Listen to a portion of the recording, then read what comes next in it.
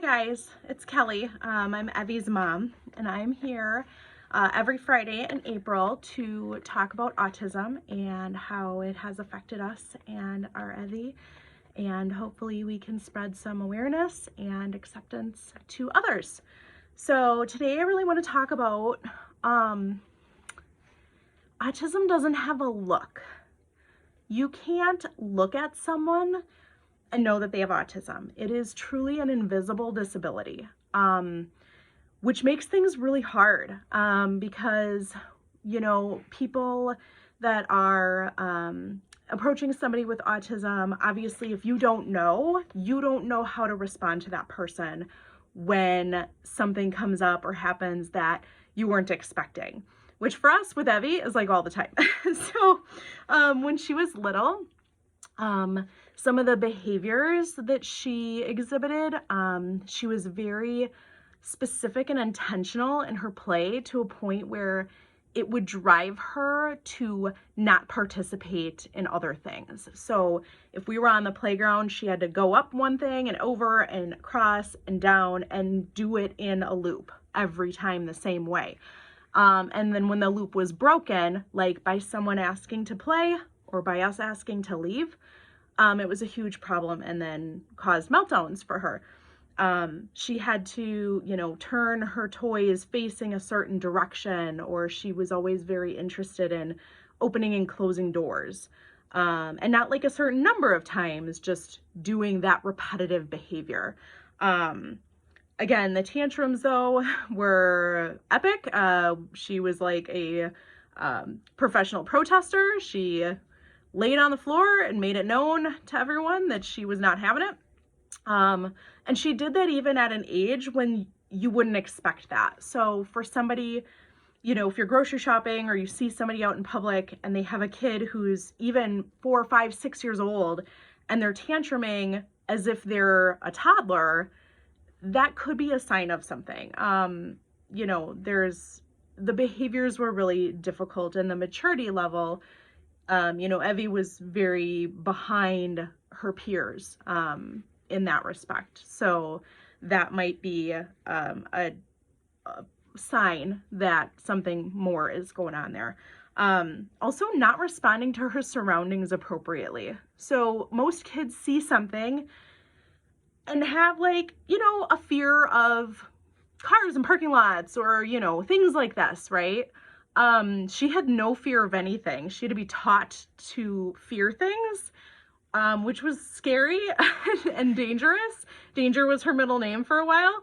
And so that's another thing, that if you see a child that isn't responding to, their parent calling their name, they're not responding to the people around them, they're not aware of their surroundings, can be another sign that that person may have autism. Again, these are things for Evie, and not everyone has the same signs. So, please remember that if you meet one person with autism, you've met one person with autism. They're all very different, but for Evie, these were some of the things that happened for her when she was little. Now at 10 years old, she comes across like she changes her mind a lot. She has a hard time processing information. So if you're an adult and you ask her a question, or even a kid asking her a question, if her mind is not really focused on what you're asking and she's off somewhere else thinking about something, she's not able to respond to that question. She needs to say what she's thinking, and then she can think about what was asked, or sometimes she needs to be asked a second time in order to gain her attention.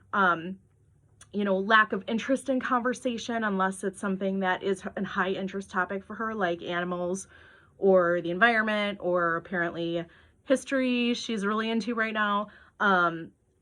She can talk about those things really easily and then crash and burn when it comes to like the weather or feelings, any of those other discussions that aren't of high interest to her. She lacks a lot of social cues. She's not able to really read the room and to see how people are responding. And again, some of that is her processing time too. She'll go back and think about that event later. And sometimes it's 2 to 3 weeks later that she then comes back and says, hey, remember when this thing happened? I think other people were thinking this. And so it just takes her that long to really analyze the situation and understand what's happening. So her reaction in the moment doesn't maybe seem appropriate. And then, you know, another thing that sometimes people with autism can seem uncomfortable or agitated, like if you're asking too many questions or you're asking them too quickly, that can really put them into a position where they kind of want to shut down and they don't want to participate anymore. So maybe just taking a moment to say, hey, I noticed that you stopped engaging in the conversation. You know, is this not an interesting topic for you? Or, you know, is something else bothering you? Maybe all of a sudden a sound happened that was distracting them from the conversation and not allowing them to participate fully. So those are just some things that Evie has experienced. It's easy for me now to look at her and say, oh, this is what's happening. But that's from growing up with her and seeing that. And I can very much understand how a lot of people who meet Evie today say, oh, she looks really good. She doesn't, you know, I would never know that she has autism. And she has built up enough coping mechanisms that she can get through a conversation with somebody, as long as it's short, without giving off too many cues to that type of thing. So, and that's something that people with autism have to get good at. They have to get good at pretending to be involved and to be engaged. And it's actually really exhausting for them. So just these are things to think about if you have an opportunity to engage with somebody with autism. Just remember that it's not something that you can see and say, oh, hey, you have autism. So this is just part of our Autism Acceptance and Autism Awareness Month videos. We hope that you stay tuned and check out next week. Thanks. Bye.